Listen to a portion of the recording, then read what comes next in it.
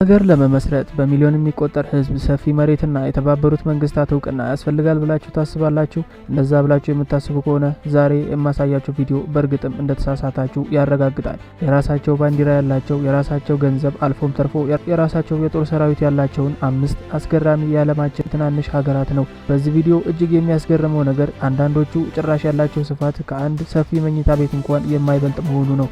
አንዳንዶቹ ደግሞ ባህር ላይ የተንሳፈፉ የብረት ምሰሶዎች ናቸው። እስከ መጨረሻው አብራችሁን ከቆያችሁ በተለይ ቁጥር 1 ላይ የምናያት ሀገር ታሪክ ጭንቅላታችሁን የሚያዞሩ።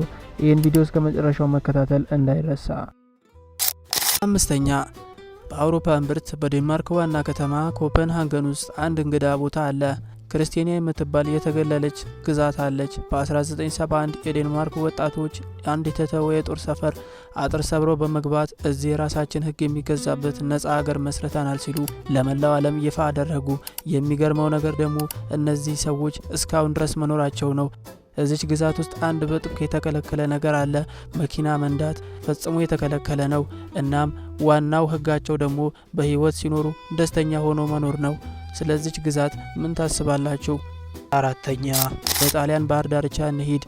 በጣሊያን ግዛት ውስጥ ገለል ብላ የምትኖር ታቮላራ የምትባል ደሴት አለች። በ1836 ጁሴፔ የተባለ አንድ ተራ አሳ አጥማጅ በዚች ደሴት ላይ ሲያርፍ እኔ የዚች ደሴት ንጉስ ነኝ ብሎ ለዓለም አወጀ። የሚገርመው የጣሊያን ንጉስ በወቅቱ መጥቶ ሲጎበኘው እውነትም አንተ ንጉስ ነህ ብሎ በቃልና በወረቀት ማረጋገጫ ሰጠው። ዛሬም ድረስ የጁሴፔ ልጆች ራሳቸውን እንደ ንጉሳዊ ቤተሰብ ይቆጥራሉ። ሀገሪቷ 11 ዜጎች ብቻ ሲኖሯት ሁሉም ደግሞ ዘመዳሞች ናቸው። ስለዚች እብድ ስለሆነች ደሴት ምን ታስባላችሁ? ሶስተኛ፣ ሞሎሲያ ሪፐብሊክ አሜሪካ። ይቺ ሀገር ደግሞ የምትገኘው በአሜሪካ ኔቫዳ ግዛት ውስጥ ሲሆን አንድ ግለሰብ ግቢ ውስጥ ብቻ የምትገኝ የዓለም ልዩና ትንሽ ሀገር ናት። ኬቨንቦ የተሰኘው ግለሰብ የቤቱን ግቢ ሞሎሲያ የምትባል ልዩ ሀገር ብሎ ሰይሟታል። ወደ ግቢው ለመግባት ፓስፖርት ያስፈልጋል። የሚያስገርመው ነገር ደግሞ እቺ ስፋቷ ከአንድ የሀብታም ግቢ እንኳን የማይበልጥ ሀገር የራሴ ባህር ኃይል አለኝ ብላ በይፋ ማወጇ ነው። አዎ የራሷ ባህር ኃይል አላት። ይህቺ ካፌ ወደቀ ጥሬ የምታክል ሀገር እልም ባለው የኔቫዳ በረሃ ላይ ብትሆንም ገግማ ለዓለም የባህር ኃይል ያለኝ ማለቷ አስገራሚ ነገር ነው።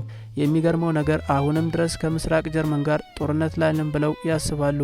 ለምን ብትሉኝ እንቅልፌን አጥፍተውብኛል በሚል ተራ ምክንያት ነው።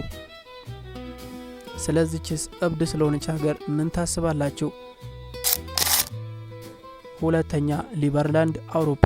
ይቺ ሀገር ነኝ ብላ የምታስበው ትንሽዬ ግዛት ደግሞ የምትገኘው በሰርቢያና በክሮሺያ መሃል 7 ኪሎ ሜትር መንግስታቱ የማይፈልጉት መሬት እንዳለ ቪት ጀዴሊካ የተባለ ሰው ይህንን ሲሰማ ወዲያውኑ ሄዶ ባንዲራውን ተከለና ሊበርላንድ ብሎ ሰየማት። የዚች ሀገርም ታዋቂ ሕግ መንግስት በሰው ህይወት ውስጥ ጣልቃ አይገባም የሚል ነው። ዛሬ ለሊበርላንድ ከግማሽ ሚሊዮን በላይ የሚሆኑ ሰዎች ኢንተርኔት ላይ ዜግነት ጠይቀዋል። ለምን ብትሉኝ የዚች ሀገር መንግስት በሰው ህይወት ጣልቃ አይገባም የሚል አስደሳች ህግ ስላለው ነው። ምንም እንኳን እስካሁን ድረስ ተዳሳሽና ቋሚ ህንጻ ባይኖራቸውም በዲጂታሉ ዓለም ትልቅ ሀገር እየሆኑ ይገኛሉ። ይህ ህግ ተገቢ ነው ብላችሁ ታስባላችሁ? ስለዚህ የዲጂታል ሀገር ምን ታስባላችሁ? አስተያየታችሁን ኮሜንት ላይ አስፍሩልኝ።